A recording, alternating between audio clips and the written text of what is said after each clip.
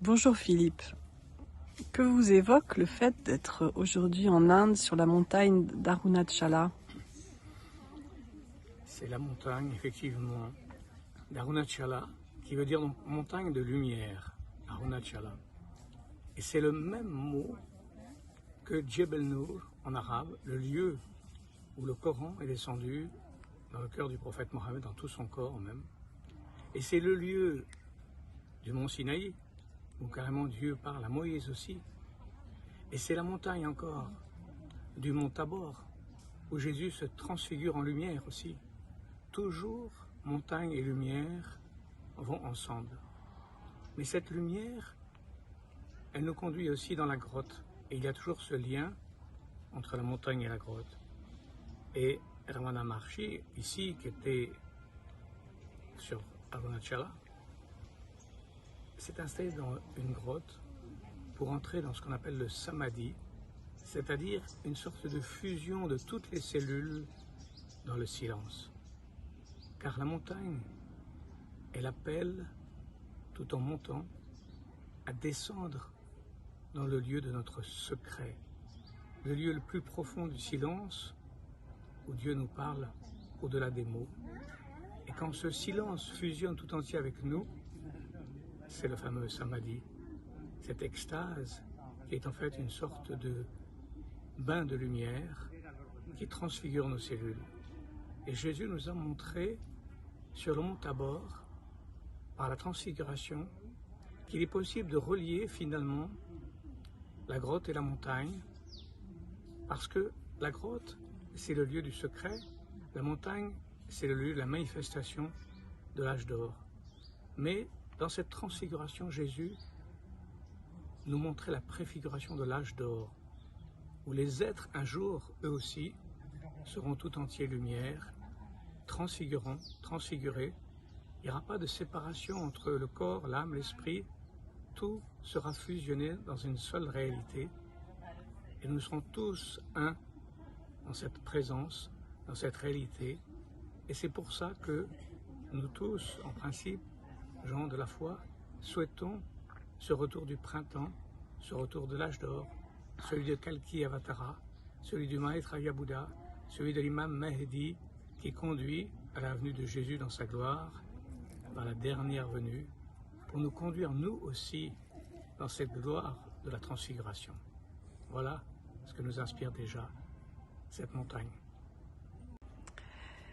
Philippe, en quoi est-il important de faire des pèlerinages de temps en temps?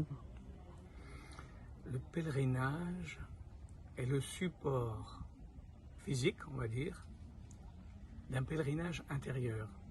Un petit peu comme on visualise quelquefois un être aimé pour être dans sa présence. On a souvent besoin au départ d'un support pour réaliser ensuite la réalité de la chose. En l'occurrence, ici, cette montagne, un lieu de montagne, c'est quelque chose qui nous conduit à la présence du divin qui est lié à la montagne.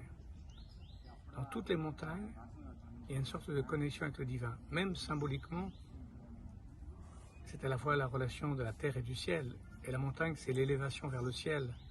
Donc il y a une sorte de support, d'un chemin, d'effort vers Dieu. Bien sûr, en espérant que la descente du divin ait lieu avec nos faibles efforts humains. Ensuite, sera donnée la grâce. Tout simplement, c'est ce qu'on attend dans le pèlerinage. Philippe, pourriez-vous nous faire une petite description de la vie de Ramana Maharshi, pour ceux qui ne connaîtraient pas Ramana Maharshi? Un être exceptionnel qui avait une prédisposition naturelle, donc un karma déjà réalisé, qui très tôt, très jeune, je crois à l'âge de 10 ans, 11 ans peut-être 9 ans même, est appelé par une montagne. Il est appelé, mais d'une façon magnétique, extrêmement forte, comme s'il n'avait aucune autre option vers cette montagne.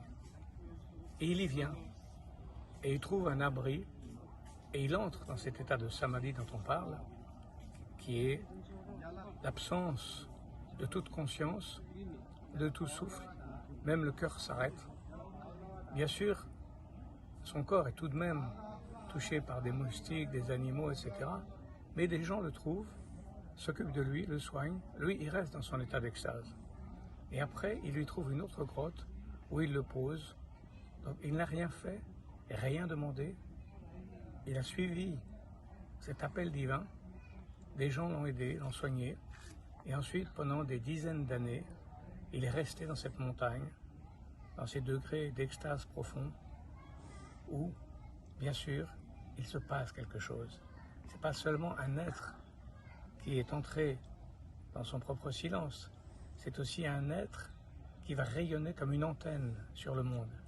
Et le fait est que le monde entier maintenant connaît Ramana Maharshi, et c'est jusqu'à maintenant un être, une âme, qui attire un grand nombre de gens, mais en réalité, comme tous les êtres spirituels, il conduit vers Dieu, c'est-à-dire vers le réel, c'est-à-dire vers l'absolu, car lui a réalisé cette expérience, mais il a dit lui-même, c'est la montagne elle-même qui a été mon maître.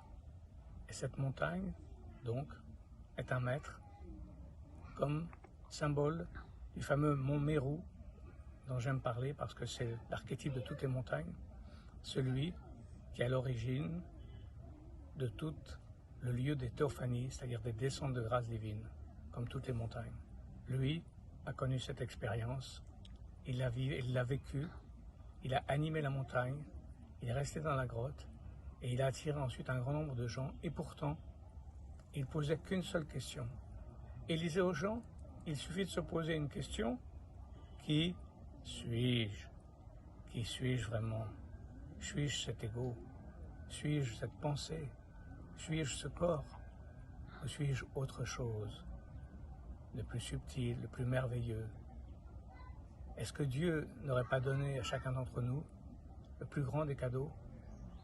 Cette essence de la lumière divine, lui qui est le généreux des généreux, comment aurait-il donné autre chose que l'excellence de ce qu'il possède, de sa propre lumière? Voilà ce qu'avait compris Ramana, voilà ce qu'il voulait que les gens comprennent en posant la question. Posez-vous celle-ci, qui suis-je vraiment?